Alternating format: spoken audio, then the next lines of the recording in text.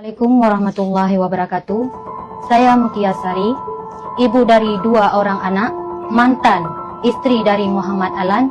Sebelumnya, saya memohon maaf kepada seluruh masyarakat, terutama masyarakat Aceh Timur, yang saat ini sedang gaduh atas menyebarnya tuduhan perselingkuhan saya dengan Bupati Aceh Timur, Bapak Iskandar Usman Al-Farlaki.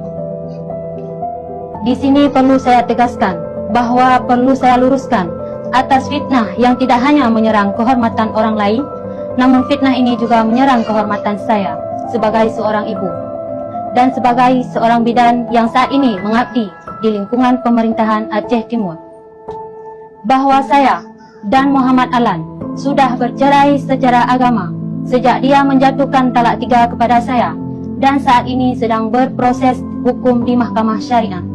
Perceraian ini sama sekali tidak ada hubungan dengan tuduhan perselingkuhan, melainkan ketidakmampuan saya menahan KDRT, penganiayaan yang terus dilakukan kepada saya dan terjadi berulang kali selama berumah tangga, serta 1 tahun bahkan lebih tidak menafkahi saya dan anak-anak. Dan hal ini telah terjadi cukup sering terhadap saya, setidaknya dalam 1 tahun terakhir ini. Tuduhan-tuduhan yang telah disebarkan selama ini sama sekali tidak benar. Semuanya adalah fitnah dan semua fitnah terhadap saya, termasuk tuduhan saya melarikan diri. Itu semua tidaklah benar. Saya tidak melarikan diri, saya berada di rumah orang tua saya. Hal ini sebab saya tidak mungkin satu rumah lagi dengan Muhammad Alan, karena telah menjatuhkan talak 3 kepada saya.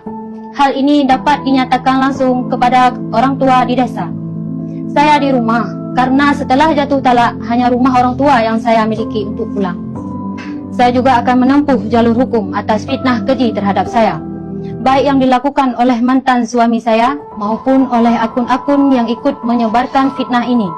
Sebagai perempuan, hal ini cukup berdampak kepada psikologis saya, terhadap psikologis anak-anak saya dan kedua orang tua saya.